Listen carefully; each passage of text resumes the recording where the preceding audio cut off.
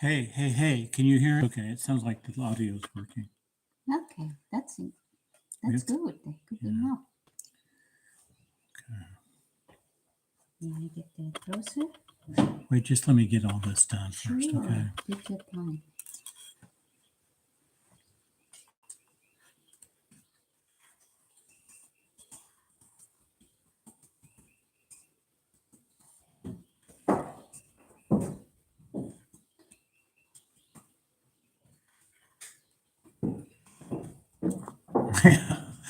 Thank you.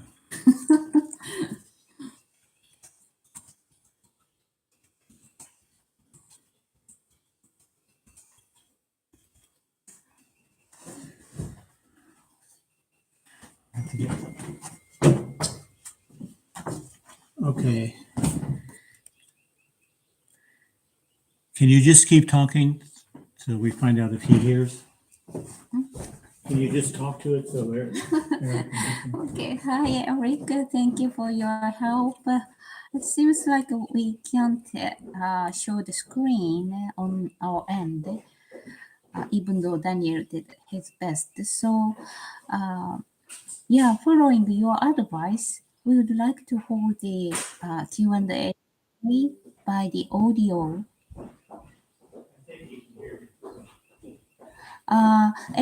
Daniel Eric says he can hear us.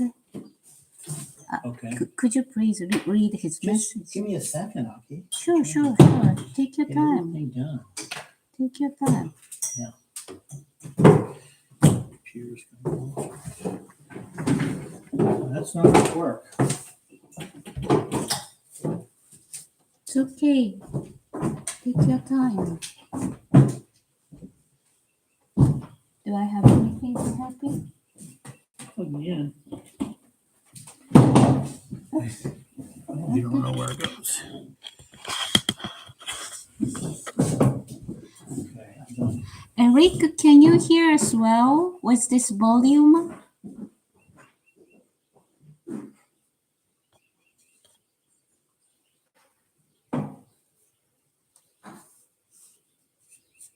Eric, hello. Can you hear us?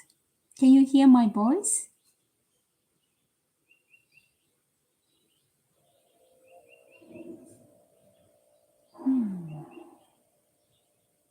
Hello, Eric. Can you hear me?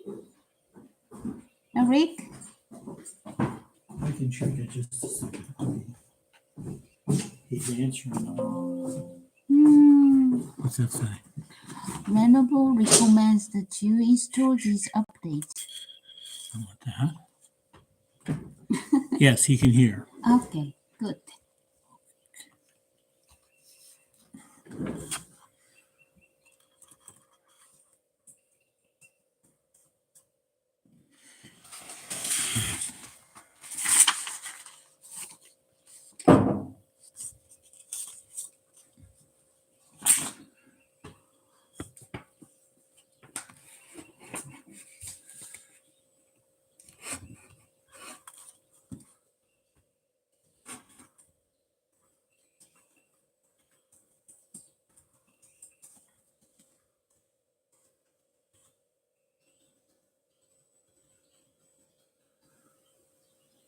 Okay, well, I guess Eric will have to cut this first part out, but the first 4 minutes anyway.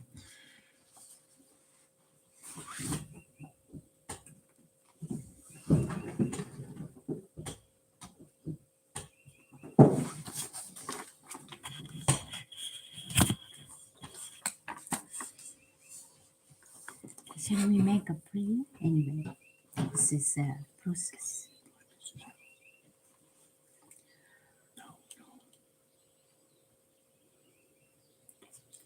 Oh, Father, who art in heaven, hallowed be thy name. Thy kingdom come, thy will be done on earth as it is in heaven. Give us this day our daily bread, and forgive us our transgressions, as we forgive those who transgress against us. Lead us while we are in temptation, and deliver us from evil. For thine the kingdom, and the power, and the glory, forever. Absolute infinite beingness, God, everlasting life, love, and mercy, manifesting yourself in yourself as a total wisdom and the almightiness. Enlighten our minds to understand you as the truth. Clean our heart to reflect your love towards you and towards all other human beings. Amen. Okay, Eric, let's go from this point. Yes. The first question is from Gustavo. After hearing Golgotha meditation, is it possible to suffer from an illness as a preparatory step toward a higher level of vibrations? Yes, it happens a lot. Yeah, even illnesses and sicknesses, even normal illnesses and sicknesses do clean you out, do have a purification aspect to it, which helps you raise to higher levels of vibration. Aki? Okay, that's it. Okay. Hi, Gustavo. Yes. But it depends on how you cope with it and how you overcome it. It all depends on how you suffer from it. Any experience can be the step towards higher level of consciousness and a higher degree of self-awareness. Depends on how we deal with it and how we overcome it. But please remember, originally, we all are created in a perfect way as God. So our material body is originally created imperfect. The total of our way of thinking and feeling and behaving in all past lives and this lifetime up to now is manifested as the illnesses to overcome according to the divine law of cause and effect. So please don't think that we have to experience illness to reach higher vibration. If it's necessary, God will give us. But always hold the image of yourself in a perfect good health and appreciate what Holy Spirit and Holy Archangels are giving us.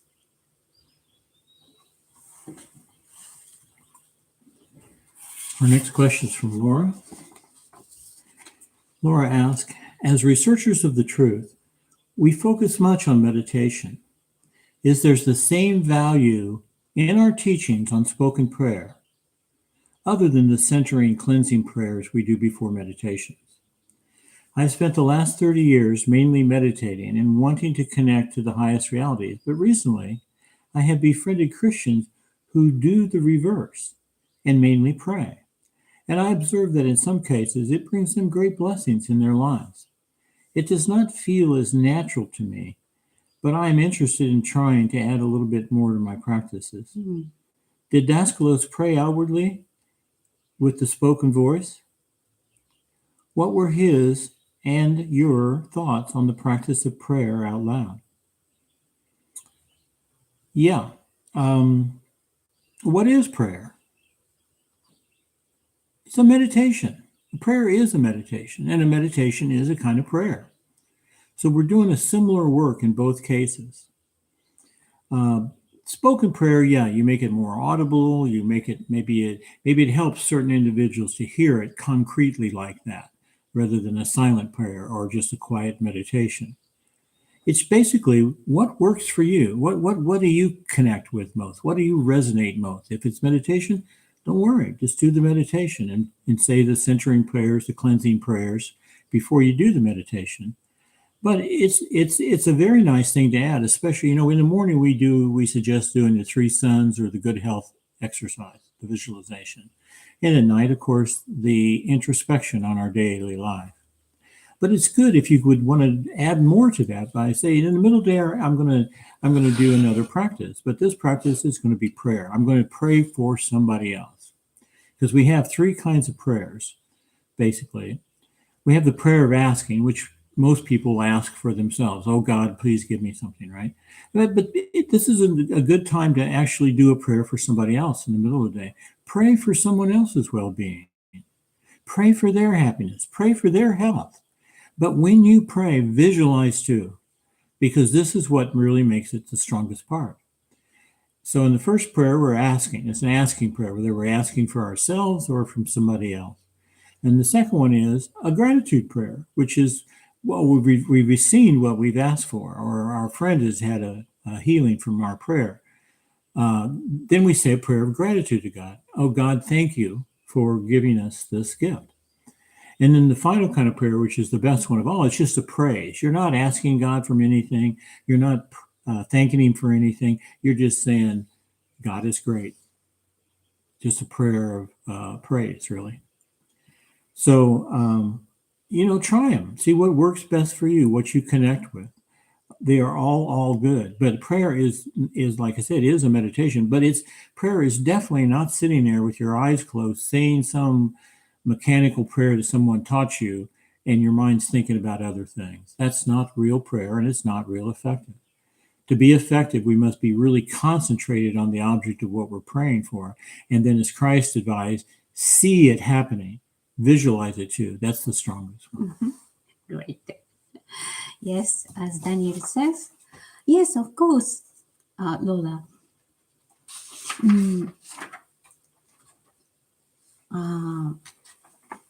The prayer is the ultimate angelic elemental which we create.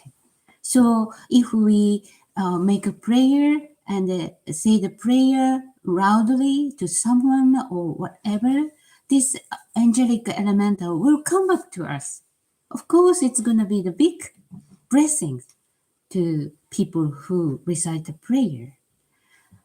But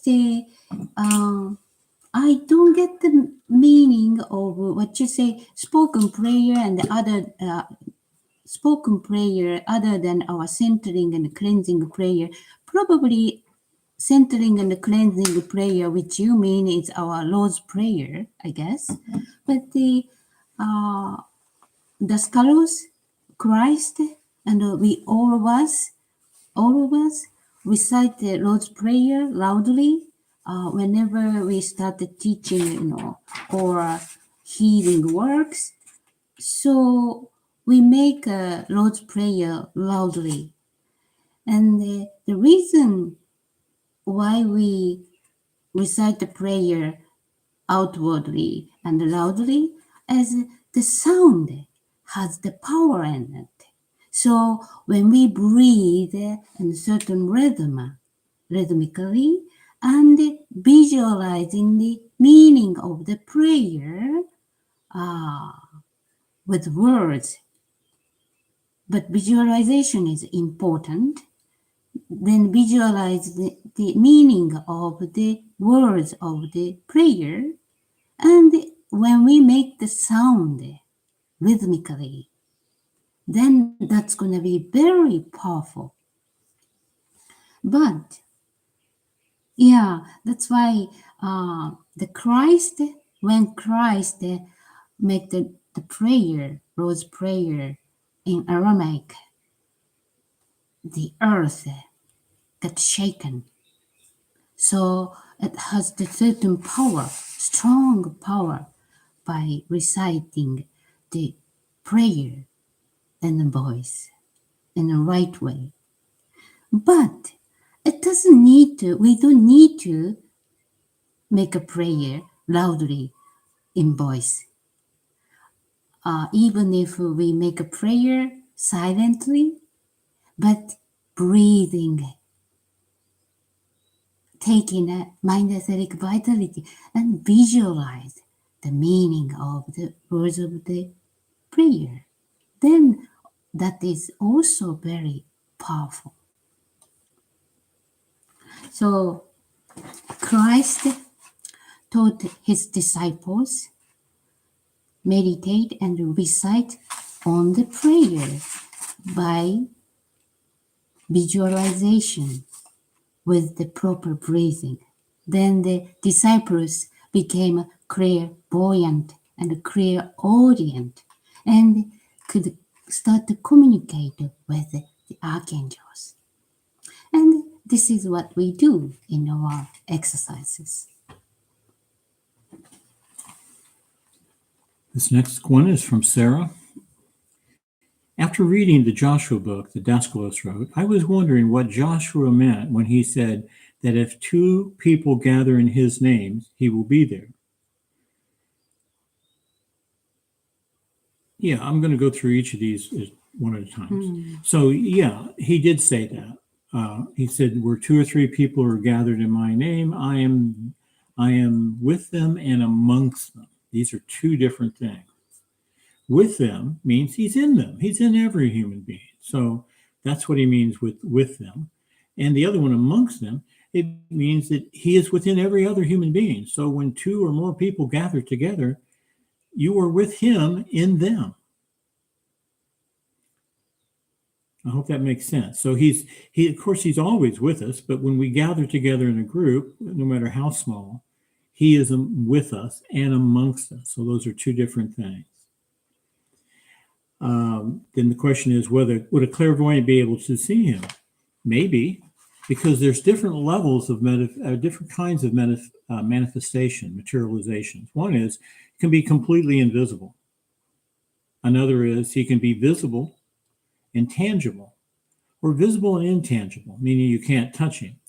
Now, most of the time, from my experience, and from what I understand of Daskalos and others, when Christ materializes, it's not the touchable kind often. It's usually it's called his etheric body or something like that. It's higher body, but he brings it in, but he doesn't bring it down to solid matter. But he brings it down to a point where it can be seen. But nobody who's had this experience can ever see the details of his face. It's just too bright, too shiny. But you definitely know it's him. There's just no question about that. And I'm speaking from my own experience. Okay. And she says something in here. I remember reading in a different book that for regular people, it would be too much energy in the area or the room. Would get very hot and would be possible to get in contact with Joshua because of that. Well, that's true. But he has control. He's not going to come in and just burn everybody up.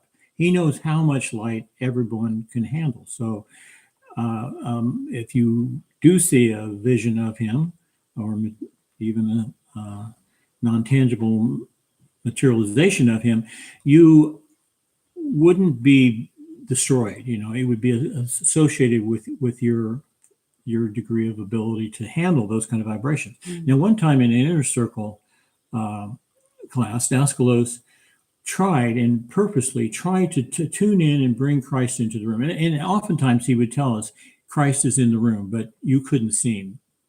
But in this case, he specifically calls on Christ, and his inner circle students are in there, and the room gets so hot, just like you're talking about. It got so hot the candles melted over. And the students, the inner circle students, these advanced guys, looked at Daskalos, and there was so much light coming out. They were afraid to get close to him. They were afraid to touch him. And this is basically what Christ did on the Mount, where he materialized to a few of his disciples. And even Yohanan had to close his eyes and look down because he couldn't look on the light. But he said his body became the light of a sun, like a sun, that bright. But again, this is not random. If it happens for you, it's going to happen in a degree you can assimilate. That's right. And now here's the final thing. But contrary, after his resurrection, he materialized in front of his disciples, even in front of those who were not clairvoyant. Do you know why he's not materializing himself anymore today? Well, who said he wasn't? Daskalos specifically said he did materialize then. He has been materialized and he will keep materializing for those people that need the experience of it. So he's definitely doing it today.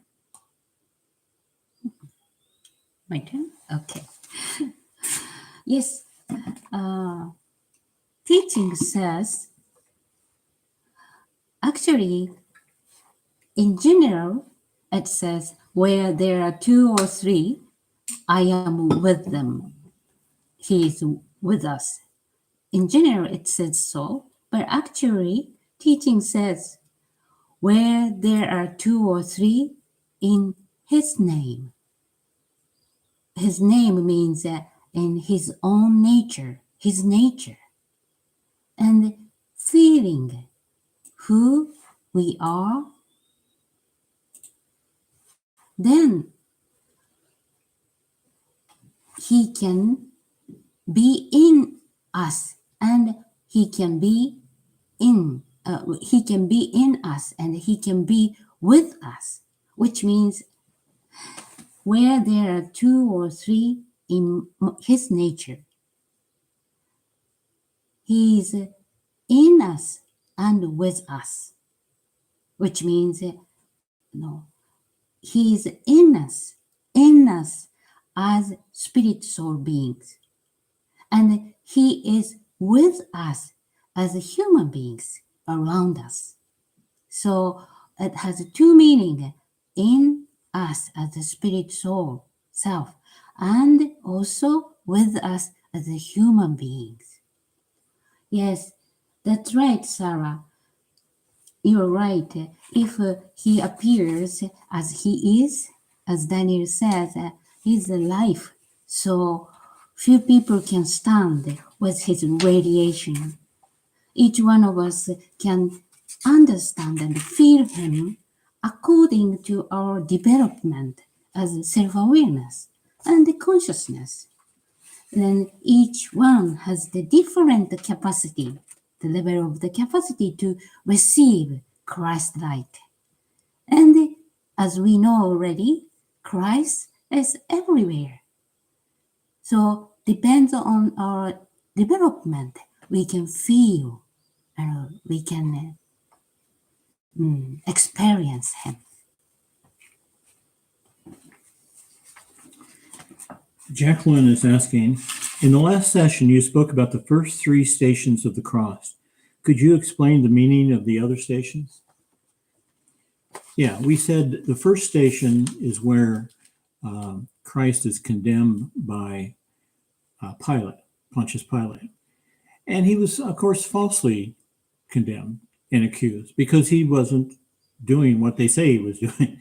So he was falsely accused. How many of us have been falsely accused? Then we have the second station where the personality he's entering into pain.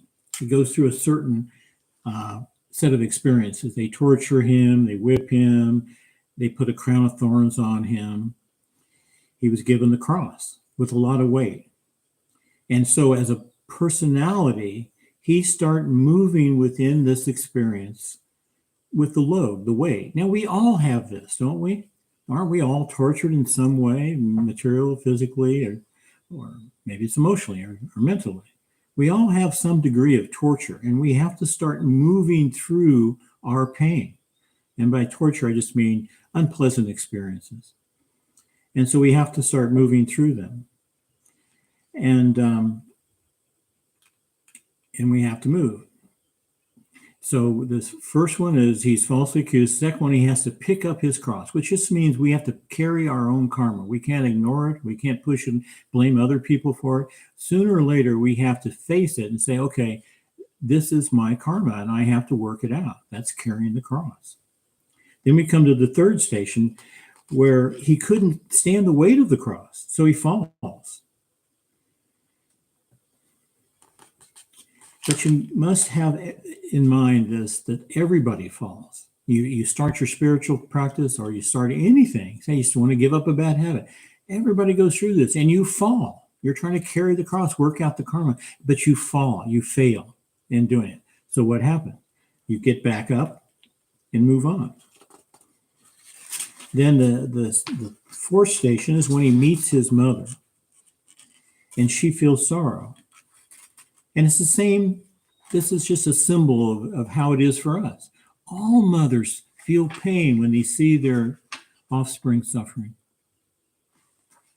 In the fifth station, we see somebody else trying to help, and they have why? Out of their love. They have compassion. They see him suffering, and they want to help him bear the cross, carry the cross. So, and this guy was Simon. He was from Cyprus, and he helped Jesus carry the weight of the cross. And you may have this experience. Maybe you're suffering financially or physically or mentally or something, and someone comes along and helps you. They help shoulder your cross. And this is what Christ asked us to do: shoulder the cross of the weaker. And so this fellow is representing that we not only do we have to carry our cross, but we will get some help. We can get some help. Now, the sixth station is we have the sorrow that's been expressed by Veronica. Veronica was a Roman, but she was a follower of Christ. She was actually in the house of Pilate, I believe. She was a servant in the house of Pilate. And when she sees him suffering in the story, she comes and takes a piece of cloth and wipes the blood and sweat from his face. So it's just a station of someone else showing you compassion again. And the seventh station, again, he couldn't stand the weight of the cross again, so he falls again. How many times do we fall on our journey? Over and over and over. But he still finds the strength to stand up. And we too must find the strength to stand up when we fall. The eighth station are the women from Jerusalem. Now, the women from Jerusalem just mean all women, which Daskalo said meant the personalities. So they see Christ, the higher self, let's say, suffering, and they have compassion for him. And he tells them what he says: don't weep for me, don't weep for the God man, weep for your own selves and feel sorrow for yourselves and your children. And he carries on. In other words, sure, Christ is undergoing this horrible, horrible thing as the inner self, but also as the personality self of Jesus. So the personality self of Jesus, the inner self of Jesus, of Christ, the Christ is not really suffering. His expression as a personality is definitely suffering, just like every human being would suffer. He felt every single thing like that. So the one that really suffers are the personalities. The soul self doesn't suffer. The spirit self does not suffer. The inner self carries some suffering of the personality, but it's really the personality that's suffering. Okay, so now he reaches Golgotha, the place he's going to be crucified, and we have the ninth station. Again, he couldn't stand the weight of the cross, and he falls. Now, I want to say something about the weight of the cross, because the weight of the cross, as Daskalo's often said, the weight of the physical cross he was carrying was extremely light comparing to the cross of humanity that he's really carrying. Carrying the physical cross is just a symbol for him carrying the cross of humanity. So, and it's like he's down off the physical cross, but he's still carrying the cross of humanity. All the crimes and inhumanity to man that's being done, he's bearing some of the weight of that.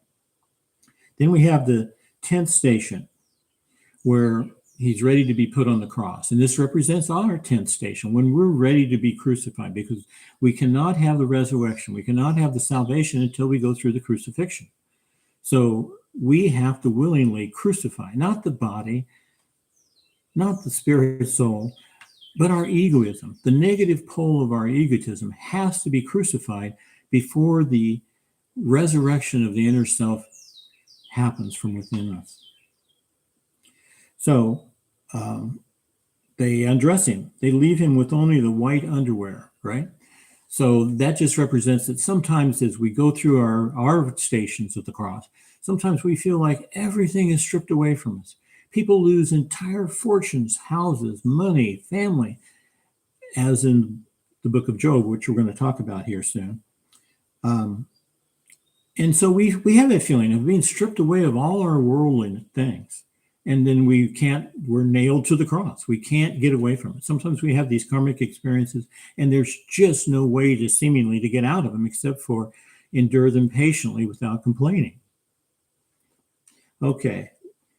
The 11th station, they nail him to the cross. The 12th station is when he is released from the body. He's released from the body. And the 13th station is the point when the body is taken down off the cross and washed and prepared for the grave. The 14th station is when the body was put into the tomb and he resurrects. Now, not all mystics follow these same things. Now, as we've talked about many times in the Symbol of Life practices, we have the labors of Hercules, the 12 labors of Hercules, which are like a ladder that we ascend on path 10 to 8. But on the other side, we have Jacob's ladder, which is path 10 to 7. Now, some mystics say, okay, 14 stations on that, 14 rungs of that ladder. Some say 12. Likewise, on the Hercules labors, some say 10, some say 12. What's the difference? Why do mystics think about it differently? Well, on the Hercules side, the last two labors aren't done on Earth, so they aren't really need to be given to us as lessons on Earth at this time, any more than just know that they are coming. And the same thing on the 14 stations of the cross, or the 14 steps of Jacob's ladder. The last two aren't really stations you do. Someone takes you off the cross, someone buries you, right? I mean, that's something different.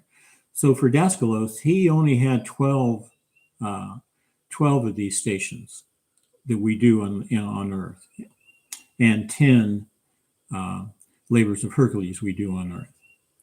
So that's just something. I mean, there's a lot about that. That's just something about it. But what I really want to say was, it's really the bottom line is that we have to understand these stations are basically levels of expression, levels we're expressing, right? And it connects with the 14-pointed star, these 14 stations. Mm-hmm. And they represent stations or levels of expression that a present-day personality will undergo through in all of their incarnations. Stations are levels of expression. Think of them as steps towards self-realization. Aki? Okay. Beautiful.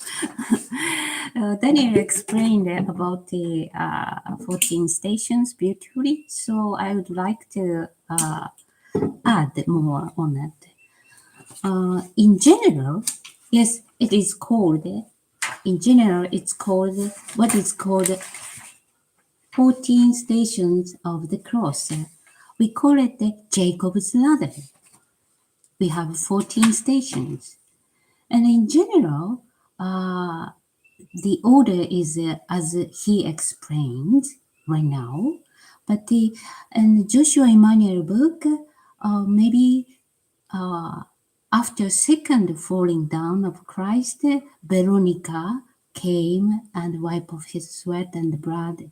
And after his third falling down, this Simon came. So maybe order is not as it says in general. So, but basically, we all human beings, and the planet, not only on this planet, all human beings will experience these stations.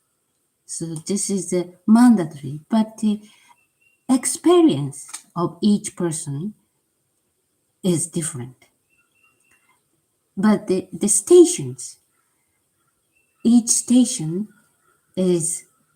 consists of the same kind of programmed, curriculum station. So these all stations symbolize what we experience and overcome in our incarnations according to the development of the holy spiritual consciousness. And the more we overcome, the more we can express our archangelic nature, life in us, and start to communicate with archangels in us. So all the stations are the same for all the human beings in all the universes, but each experience is different. And each one of us will experience these stations, and it is the necessary program to unfold our archangelic nature.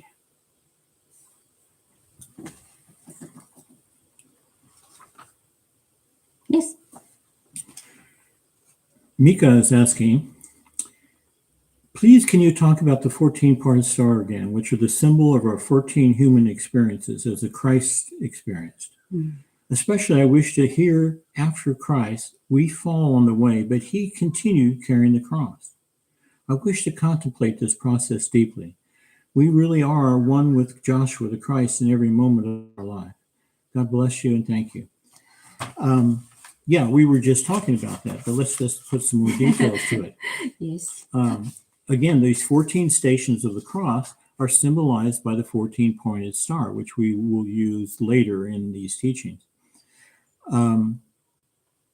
Why 14? Well, if you go to the church in Jerusalem where the nativity, they found the nativity of Christ, right? There's a big, giant 14-pointed silver star on that very spot of the floor where underneath he was buried. So, or where they built a church over, I should say.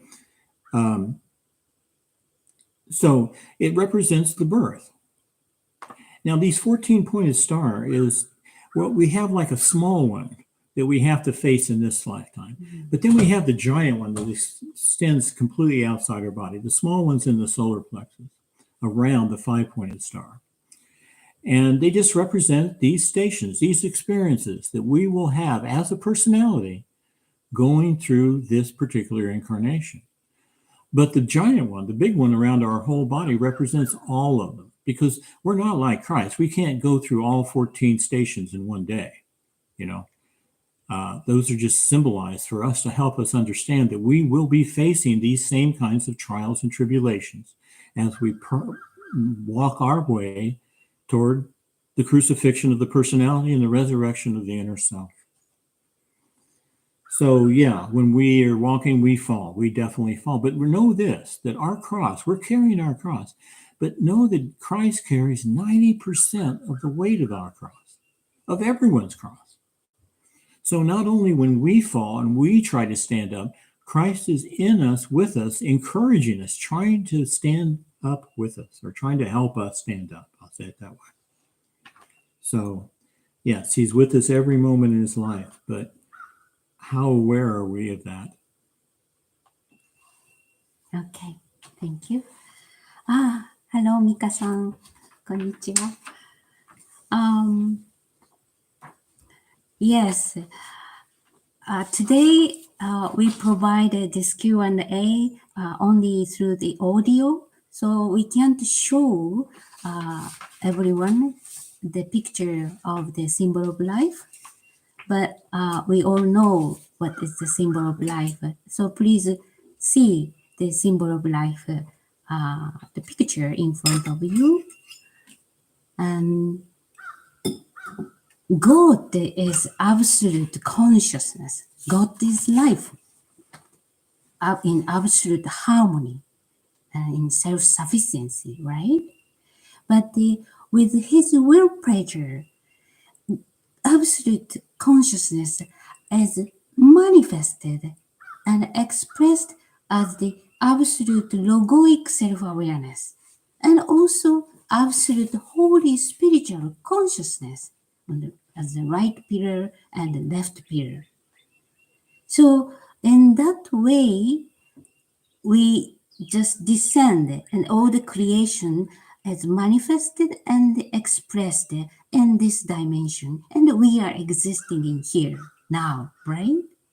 And then to go back to the kingdom of heaven, we have to ascend both logoic self-awareness, the path of logoic self-awareness, and also the path of the holy spiritual consciousness. So the path to develop and cleanse our personality of the self-awareness is the path from the center number 10 to 8. We call it the labor of Hercules, right? But the other side, to develop and raise, ascend the level of holy spiritual consciousness is the path from center number 10 to center number 7. So we call it the Jacob's ladder, 14 stations. And we all have to balance and integrate those two aspects of manifestation of God in a balanced way, harmoniously, and integrate into one. This is what we all need to experience. So, yes, I just maybe we are going to provide the meditation on the Holy Spiritual Consciousness for the next Patreon lesson. But I talked about the Holy Spiritual Consciousness in detail in that lesson. But simply, everything is mind. We all are created by the different frequencies of mind light. Mind is not the life itself, but the mind is the means to create all the universe, all macrocosm, mesocosm, and the microcosms. So everything is created by the different frequencies of the combination of the mind light, and we are existing here. So the lowest level of consciousness is the mineral kingdom, matter. And the next is the plant kingdom. And the next level of the consciousness is the animal kingdom. And the next level of the consciousness is human kingdom. And higher level of consciousness always contain the lower level of consciousness. For example, the plant, the mineral, has the consciousness of a kind of condensing and having a solid, surfaces to exist. That is their consciousness. But the plant has the consciousness, next level of consciousness, which has the growing, more and more, and absorbing nutrition to grow up. This kind of consciousness, which plant has the consciousness like that, but also the plant has the consciousness of to exist as the thing, as the existence. And the animal kingdom has the instinctive consciousness, right? So it has the consciousness of eat or sleep or have sex to procreation, right? But the next stage, next level of consciousness is a human being, which contains all the lower level of the consciousness. But we human being has the potential to reach the highest level of consciousness, which what archangels are expressing, and starting from instinctive consciousness, kind of same level of the animal, expression. But the next is the subconsciousness, and the next is awakening consciousness, and experiencing long incarnations, we develop the consciousness, and finally we express the super consciousness, which what archangels are expressing. So those are all different octave. If it's a music scale, it is a different scale of expression, the level of consciousness. And in each level of the consciousness, there is the kind of limit of receiving life energy. So what human beings has to develop is this level of the capacity, the level of consciousness which we can receive the life energy and express through us. So each person, each human being has a different capacity to express life. If we go beyond the capacity of which we can express or accommodate, we will, like a Kundalini exercise, for example. If we have too much life energy, the life energy is more than the energy of the lightnings. Can you believe how much energy is in us at the bottom of the spine? So if we cultivate this huge energy in the wrong way with the undeveloped consciousness, we will have lots of troubles. Sometimes we become insane. So that's why this teaching warns us, go naturally and don't cultivate, this kind of life energy unnecessarily. So back to the point of your question, we slowly experiencing the life event, we overcome and stand strong to develop the consciousness, the level of consciousness, and ascend to the next phase of the higher level of consciousness by experiencing these 14 stations.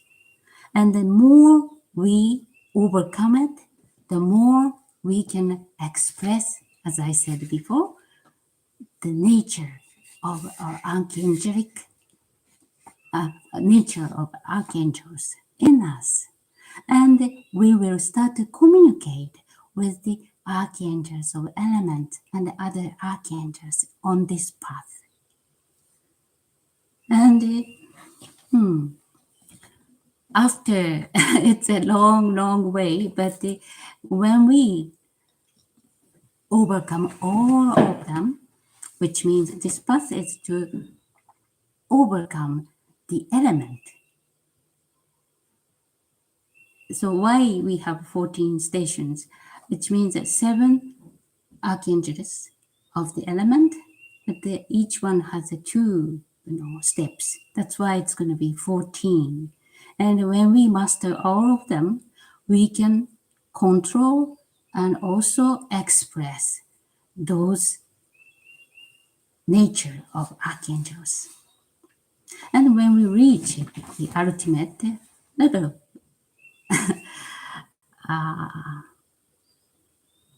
it's going to be 14-pointed star, which means the crown of the thorny crown of the Christ, which symbolizes the star of Bethlehem. Okay. Yes. Can I add? And Mika-san, thank you very much for sharing the beautiful words from your heart and soul.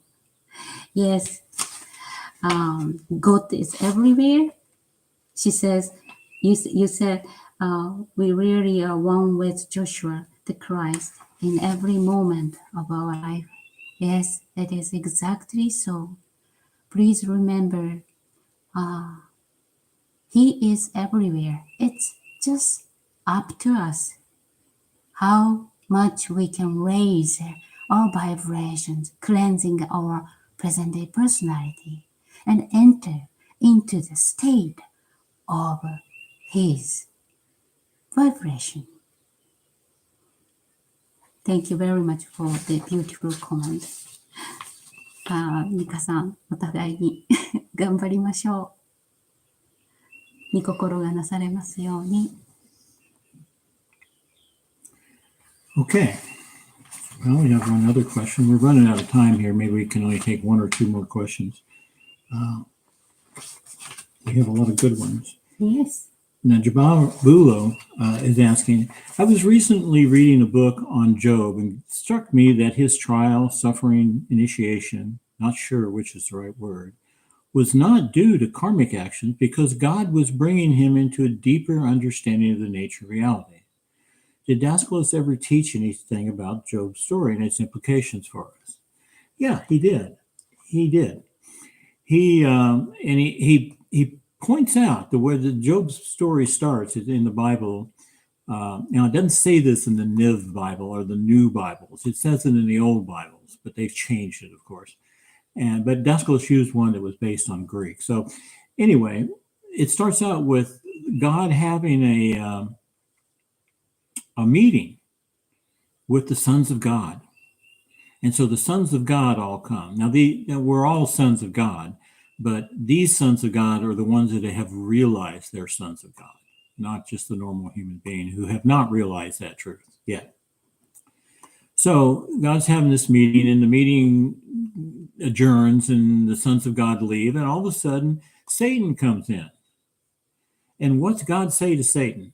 And this is what Daskalos was teaching us from this book. He says, my son, where have you been? He calls Satan his son. That's an interesting point, and Daskalos wants us to pay attention to that. And Satan says, well, I've been going here and there, wandering through the earth and here and there. And so God says, well, have you seen my Job? He's like the excellent one. He is so pure and perfect. Now, Job was a human being living on earth, and he was the most prosperous human being. He was so good. Everything went well for him in his life. Now, that's the karma. That was the good karma. He was, praise God. I attributed everything to God. He was a devotee of God. And because of his good works, he amassed a wife, 3 daughters, 2 sons, grandchildren, 7,000 cattle and 5,000 camel, all these worldly wealth thing. He was just very wealthy. And his sons, they lived on the property and had a house too. Well, one day, so after that, just to let you know, he was very wealthy. But God said it didn't matter. He was very pure and devoted spiritually. And Satan says, well, yeah, he's got everything. Let me take everything away from him, and then let's see if he doesn't curse you. And so God took the bet, basically. He said, okay, but you can't kill him. So Satan goes back and he saw, next thing you know, Job's in his house, and some servant runs in and says, oh, these terrible things happened. All your children were in a house having dinner, celebrating, and a storm came out of nowhere and blew the house down and killed them and all the servants. I am the only one surviving. And at the same time, then another guy comes and he says, Lord, the Canaanites came and they took all your cattle or camels. I can't remember which one. And pretty soon, one after another, there's all these things. Just he loses all his wealth, all his animals, all his family, everything. And he sits down and he prays. And he says, God giveth and God taketh away. And he remained true to God. A little later, Satan comes up to God again. And God says, Satan, what have you been doing? He says, I've been wandering here and there through the earth. He said, have you seen my son? Yes. He's lost his wealth, but he still praises you. But I mean, if you let me take his health away, then he'll start cursing you. So he said, okay. So he goes, and next thing you know, Job gets painful boils from his soles of his feet to the top of his head. Anyway, it goes on and on like this. And the point is, he can't corrupt Job. And this is a good point. This was a test. This is to show show us something. Show us something about someone who's really got that level of faith and patience, because they always refer to the patience of Job, because he goes through all these ordeals patiently without complaining. And so eventually, because of that, he's passed the test, blah, blah, blah. God gives him much more than he had before, another family, more wealth than before, and restores everything to him. Now, you're right to point this out. This is not his karma. This is for some other reason. And so when we see someone suffering, we have to stop and think. You can't just say, oh, they got bad karma. No, they could actually be lifting the karma of someone else by that action. They could also be undergoing an initiation like Job was doing. So we can't really speak and blame karma on all kinds of troubles. There are other reasons why people suffer like this. And of course, the implication is obvious for us. We are to endure patiently without complaining all trials and tribulations that the most wise divine law bestows upon us. This is one of the promises of the researchers of truth, and it's exactly what Job's story is. Great. I like it. Yes. This Job's story is very interesting. We should meditate on it deeply. Sometime in our life, we experience the events which we feel that they are unreasonable and unjust, definitely, even though we live on justice and goodness. But divine wisdom and almightiness works in perfect, beyond human beings' scale. So when we suffer from these kind of events, instead of trying to find and conclude their reason why they happen, not by nearsighted human scale, and instead of that, be patient and have faith on what God gives us and stand strong to move forward. The divine wisdom works perfectly beyond our present-day personality's scale. This is what it teaches in this book. Okay, his next question is, I've noticed that in some difficult relationships with people close to me, it doesn't matter how much I don't respond or react negatively to their provocation. The person will still autonomously give, I think it means automatically give a confrontational response. This got me thinking, is it possible that the person is carrying an elemental that recognizes I have previously been an external source of energy to it, and therefore it's fighting to keep things this way? Absolutely. If this is the case, what do you recommend I do to disenergize this elemental within the other person? Well, first of all, you can't really disenergize an elemental in somebody else unless you learn how to do it in yourself first. But let's say you do know how to do that. How do you do that? You stop feeding it. That's it. I know you say you're not reacting to them negatively, but just if they must be getting something out of the confrontation. At some point, maybe it's best just to walk away and not let them go off on you. That's cutting the energy from the elemental. And there's definitely elementals in this thing. This is what's causing it. This is what's causing the person to be so disagreeable. But if it looks for these elementals, look for other people. They look for other people to engage in, let's say even more than that, entangle themselves with, so they can draw energy off of them. So the more you talk to it, the more you reason with it, the more you do stuff like that, you're feeding it. You don't think so. You think you're trying to take things to a better plane, and you are. But that elemental is way smarter than you are, unfortunately. And it knows how to pull you into it. So we have to become the masters of ourselves, the masters of our emotions, of our mind, and our physical body. So in some cases, it's not resonating emotionally with them. That deprives them of energy. That kills the elemental. Now, you won't be able to kill the elemental in the other person, but you can certainly break its attachment, its connection to you. So you can kill its effect in you. But the person will still have that elemental, and then we'll go around and eventually find somebody else to engage with to feed that elemental. So, yeah. Okay. Yes. Yes. As you say, the person is carrying the elemental that recognize that you are previously been expressing and react like that, as you say.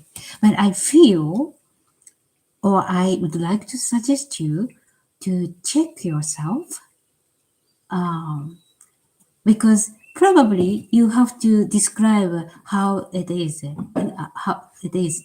how the condition is to us to ask this question.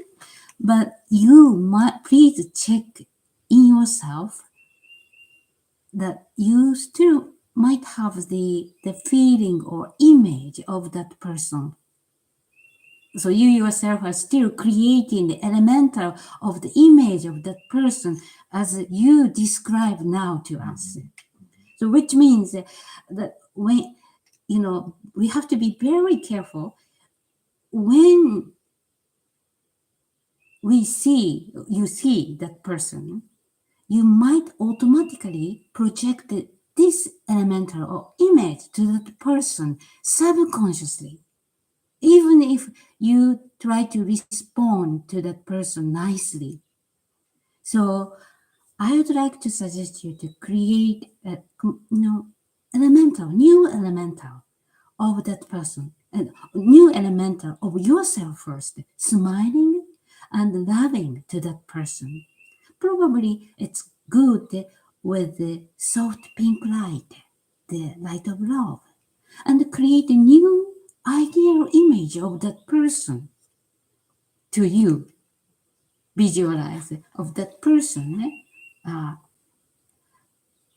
behaving, reacting to you, smiling and loving. And when you meet that person next time, try to experiment the elemental, that elemental works or not, creating the light shield, the egg-shaped white oval light around you, dissolving whatever comes towards you.